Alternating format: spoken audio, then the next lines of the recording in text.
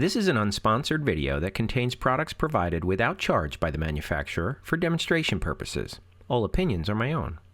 In my last video, I showed you how to install the Emporia Vue energy monitor in my electric panel. And I said that I would follow up after I got used to it a little bit and saw how it works. I'd follow up and give you a review and let you know my thoughts. And that's what today's video is all about. So I'm going to show you and enlighten you and tell you whether I love it, hate it, or tolerate it. Coming up.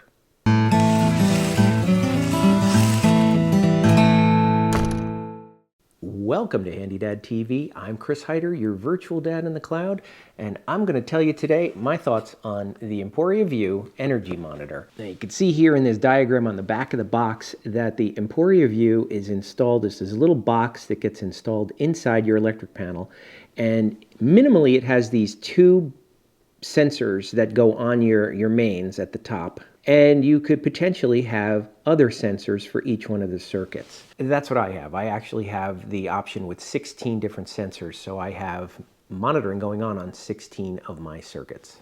Now everything about Emporia is centralized into a singular app called the Emporia app. So the Vue integrates with the Emporia app, and their smart plugs integrate with it, and other smart devices integrate with it, and they even have a car charger that integrates with it as well. So what we're looking at here is the central screen is a list of all of my circuits in my house that I have sensors on. And at the very bottom there you can see the balance. The balance is things that I don't have sensors on. So obviously I don't have enough sensors for every circuit, so whatever's left goes into the balance at the bottom.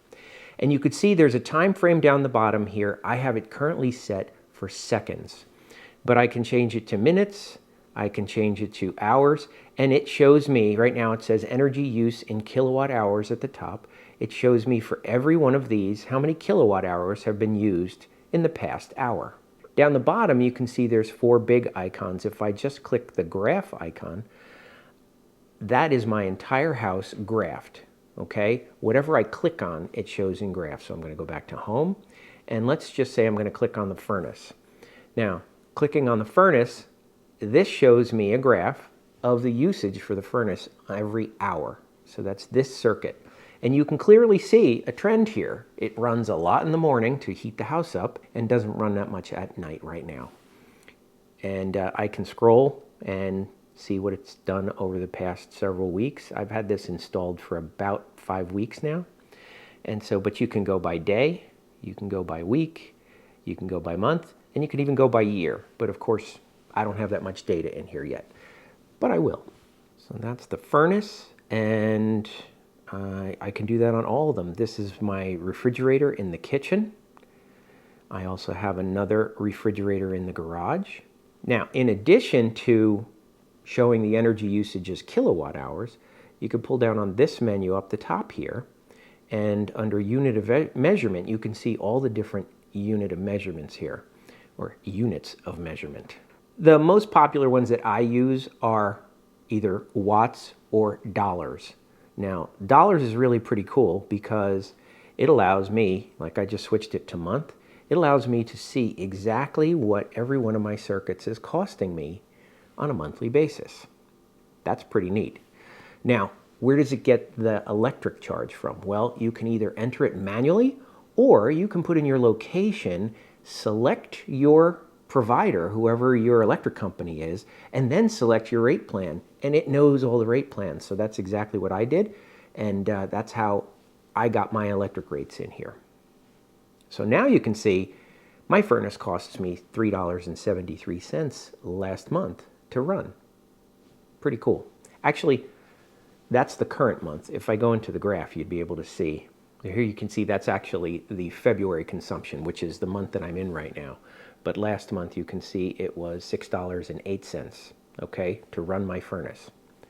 That's pretty interesting. Now you can see under the office circuit, I have a couple of smaller outlets there. One is labeled workstation and the other is iMac.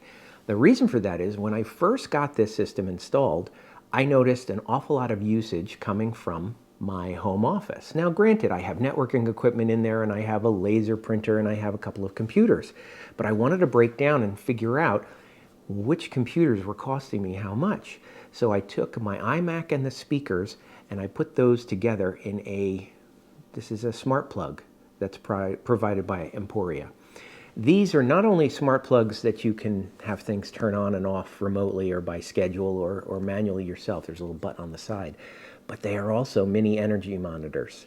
So the cool thing is, I set this up and I said, okay, I want this one to be iMac, and I put it under the office circuit. And that way, the Emporia Vue knows to basically subtract that amount of electricity from the office circuit. It knows that that is in the office. All right, and I did the same thing for the workstation. Now, workstation is literally that. It's when I work from home. I have a full-time job. That's what it costs me to run my home office here, which has a laptop, a docking station, speakers, and 2 monitors. And so I had all that in there, and I wanted to figure out how much is it costing me to work from home. I thought that was pretty cool too. So if I go into workstation, now granted, it's not a lot of electricity. It's only about, let's see,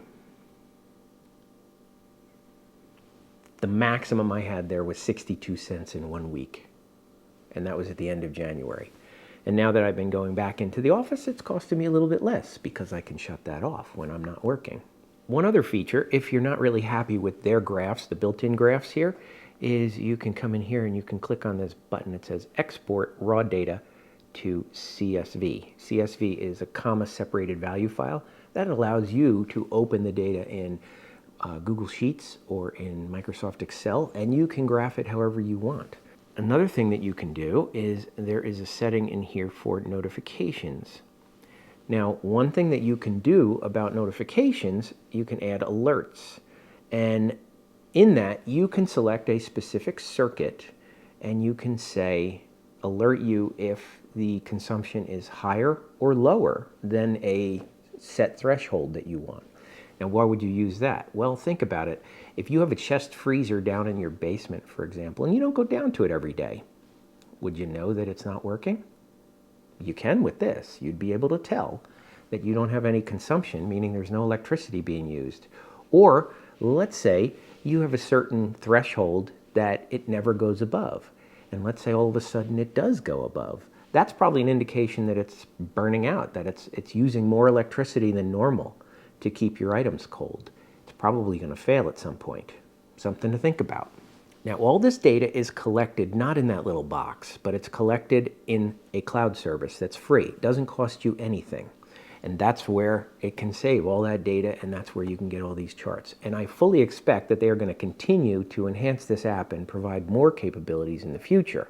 But if you're one of those people that are privacy conscious and don't like any cloud services, you can actually flash it with ESP Home and use it with Home Assistant. So let's talk about some of the things that it's useful for. First of all, you can double check your electric bill. Instead of just getting one number every month that says this is how much electricity you used, you can actually break it down and know where your money's actually going. I have an electric vehicle in my garage. It's really good for me to be able to go in here and I can say, let me see how much electric usage I've had over time. How much does it cost me to drive my car, to charge my car? For me, I've come to find that for a 75-mile round-trip commute, it costs me about $3.74 a day, roughly. That's 28 kilowatts, 29 kilowatt hours. That's what I use. Another thing you can do with this is actually look for devices that are stealing what I call vampire power, okay? Those are devices that are plugged in and that even though they're off, they are still using electricity. And my example there is in my son's bedroom. Well, it's now my guest room, but my son used to live there. And there was an Xbox running in his room. What I found was that Xbox was on all the time. And so it was actually consuming quite a bit of power, to the point that I went in there looking for what was using electricity in his room when there was nobody there. There was nothing else plugged in between that, and I had a TV that was in there that was plugged in, but it wasn't on. But the Xbox used a lot of power. In fact, you can see here in this graph, the spike is with the Xbox running, and as soon as I figured that out and I unplugged it, you could see the dramatic drop in that.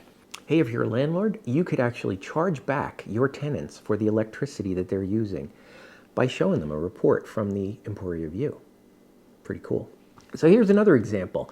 I tested various different settings on my dishwasher to determine how much it costs me to run them with those various settings.